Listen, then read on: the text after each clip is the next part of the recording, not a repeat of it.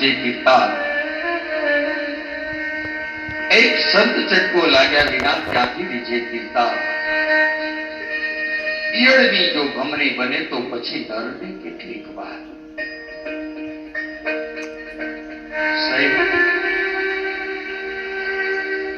અનેક સંતો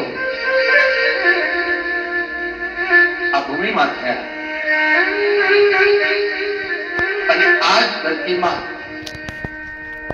ભારતની ભૂમિકામાં સાહેબ ગુરુ અને શિષ્યનો નાતો શું છે અને ગુરુ અને શિષ્ય આ બંનેની વાત કરવા માટે જાઓ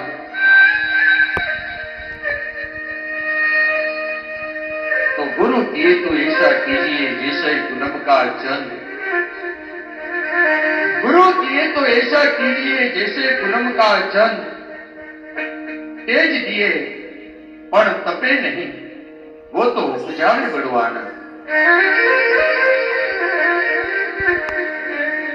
सर एक बार गुरु ने हमें हूं तमे नजर करी लो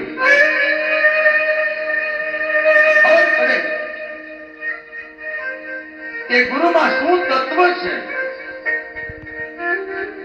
અને ગુરુ એકવાર શિષ્યની સામે નજર કરી ગુરુ અને શિષ્યની એક મીટ મંડાઈ જાય અને ત્યારે ખબર પડે વાહ સાહેબ અને એવી આ ધરતીમાં ભારતની ભૂમિકામાં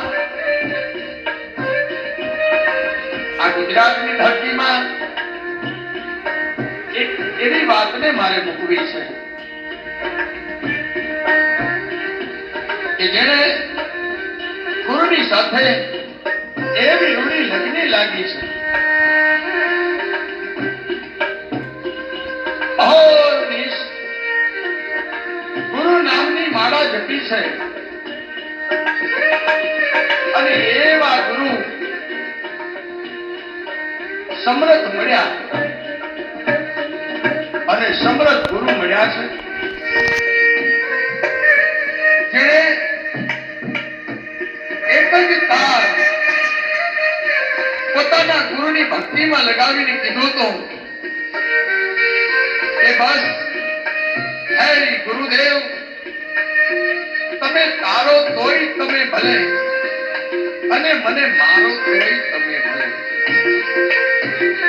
અને એવા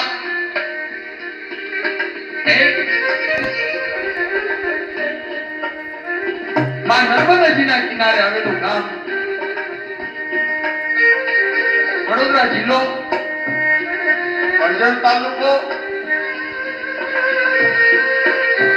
અને નર્મદા કિનારે આવેલું ગામ ઈ પાછિયાપુરા અને પાછિયાપુરા ગામની એક ભક્ત કવિ જેને પોતાના ગુરુની પાસે એક જ વાત કરી હતી કે ગુરુ સાંભળજો ક્યાંક મારા શબ્દની ખોટ ન લાગે હું અમરવાર તમને વરી છું અને તેથી પાછિયાપુરા ગામની એક સ્ત્રી નામ છે બાઈ રતન પાછિયાપુરા ગામની એક સ્ત્રી નામ છે રતન ક્યાંય ભણવા માટે નથી નિશાળમાં ગઈ પણ ગુરુનો માથે હાથ મૂક્યો ને અને આત્મ જ્ઞાન પ્રાપ્ત થયું ગુરુનું આત્મ જ્ઞાન પ્રાપ્ત થયું અને ગુરુએ જે માથે હાથ મૂક્યો ને તેથી બાઈ રતન એટલું બોલી હતી કે જોજો ગુરુજી આ મારો સાથ છે ને ઈ કોઈની નો છૂટે આ આપા તમારી બંગડી પહેરી છે ને ઈ તમારા નામની પહેરી છે વાલા જોજો ઈ તૂટી નો જાય અને સમરથ ગુરુ બરાબર નજર કરી અને રતનની સામે ભીખ માંડીને જોવે. રતન, શું વાત કરે છે બેટા? હા બાપુ, આ પિયર છે ઈ મેં ત્યજી દીધું છે. હે ગુરુ, તમારા નામને માટે મારું સર્વસ્વ તમારા ચરણોમાં સમર્પિત કર્યું છે. અને તેની અભણભાઈ ગુરુના ચરણમાં શીશ ઝુકાવ્યું. અને શીશ ઝુકાવી અને વિચાર કરી લેજો કે સામે સમર્થ ગુરુ કોણ? તો બાપ, સમર્થ ગુરુ એવા મુસ્લિમ ધર્મ અને મુસ્લિમ ધર્મના ઈ વડોદરા જિલ્લાના પાદરા તાલુકાના એકલબારા ગામના કાયમુદ્દીન બાવા ચિશ્તી. અને કાયમુદ્દીન બાવાના ચરણોમાં માથું ટેકવ્યું અને કીધું છે કે ગુરુ, સાચે તમારી અંદર તત્વ દેખાય અને તમને ભાડીને મને એમ લાગે અખિલ બ્રહ્માંડોનો નાથ મારા આંગણે આવ્યો છે. અખિલ બ્રહ્માંડનો નાથ મારા આંગણે આવ્યો છે. અને બસ શિષ્યની સામે નજર કરી ગુરુએ. અને ગુરુએ કીધું,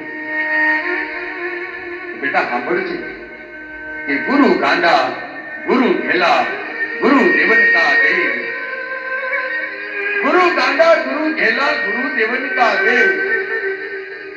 પણ જો શિષ્ય સુપાત્ર મળી જાય ને તો કરે સદગુરુની સેવા. ગુરુ ગમે એવા હોય પણ જો હારો ગુરુની સામે શિષ્ય એવો મળે ને અને એક વાર ગુરુની સામે હાથ જોડી અને ઉભા રહી જાઓ. સાહેબ, શબ્દ પણ કઈ એવો કહેવાય છે ને કે સંત, સપૂત અને તુમડા ત્રણેયનો એક જ સ્વભાવ. સંત, સપૂત અને તુમડા આ ત્રણેયનો એક જ સ્વભાવ. તારે પણ કોઈથી ડૂબાડે ને એનો સદા તારણ પ્રભાવ. ભાઈ રતન ઉભી ઉભી કાયમુદ્દીન બાવાને બે હાથ જોડીને વિનંતી કરે કે હે બાબા, સાંભળજો, આ તો પ્રીત કરી મારી પિયર ત્યજી છું. પિયર ત્યજીને વાલા હું તમને વરી છું. પ્રીત કરી આ પિયર ત્યજી છું. તમને પિયર ત્યજીને વાલા તમને વરી છું. ક્યાંક ભૂલ ન પડે ગુરુ, હાજરી લેજો. અને તેની એકલ બારાનો બાવલીઓ કાયમુદ્દીન બાવા રતનની સામે નજર કરીને કહી દીધું કે જેના માથે ગુરુનો હાથ હોય ને બાપ, એને કોઈ કાંઈ ઘટે નહીં. અને કાયમુદ્દીન બાવા એટલે સાહેબ,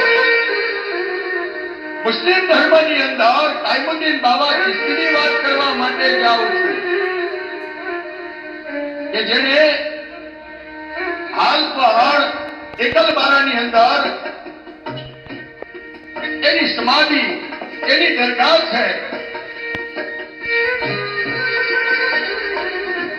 અને એકલબારાનો એ બાવલીઓ એમ કહેવાય કે એના ભક્તિના પારખા થયા સાહેબ. ભક્તિના ઈ પારખા થયા અને ભક્તિનું પારખું થયું ને તેથી કોઈને પૂછ્યું કે બાવલિયા, તારી ભક્તિના પ્રમાણ શું? હે બાબા, તારી ભક્તિના પ્રમાણ શું છે? અને તેથી કરીને બોલ્યું કે હાલો બાવાને લઈ અને મહાદેવના મંદિરમાં જઈએ, શિવના મંદિરમાં લઈને જઈએ. અને તેથી શિવજીના મંદિરમાં લઈ અને કાયમુદ્દીન બાવાને લઈને આવે. અને તેથી કાયમુદ્દીન બાવો બરાબર ભગવાન શિવની સામે નજર કરી લીધી. એક બિલીપત્રમ, એક પુષ્પમ, એક લોટા જલકી ધાર. એક બિલીપત્રમ, એક પુષ્પમ, એક लोटा जल की धार, दया गुरु रीझ के देते हैं चंद्र मौली पलचार. શિવની હમે કાયમુદ્દીન બાવા નજર કરે. વાહ મહાદેવ, વાહ મહાદેવ, વાહ મહાદેવ શબ્દ નીકળે. અને ત્યાં તો ગામનો કોક માણસ મસ્કરી કરી અને કાયમુદ્દીન બાવાને કીધું કે જો ભક્તિ સાચી હોવું ને તો શિવજીના મંદિરમાં પથ્થરનો કોઠીઓ છે. પથ્થરનો ઈ કોઠીઓથી નંદી છે, એને ઘાસનો પૂરો ખવડાવો. વાહ તારી ભક્તિના પરમાણ અમે માપીએ. એ હાથ જોડી ખુદાને બંદગી કરી અને બોલી ઉઠ્યો બાવલીઓ કે બાપ, જો કદાચ મેં તારી ભક્તિ કરી હોય ને, મેં ક્યારેય કોઈ પ્રમાણ નથી દીધા, પણ જો કદાચ તારી ભક્તિ સાચી થઈ હોય તો આજે તારી પાસે હાથ જોડીને વિનંતી કરીને ભગવાન તને કહું છું કે સાંભળી લેજે ખુદા. માણસ એમ કે પથ્થરનો કોઠીઓ ઘાસ ખાય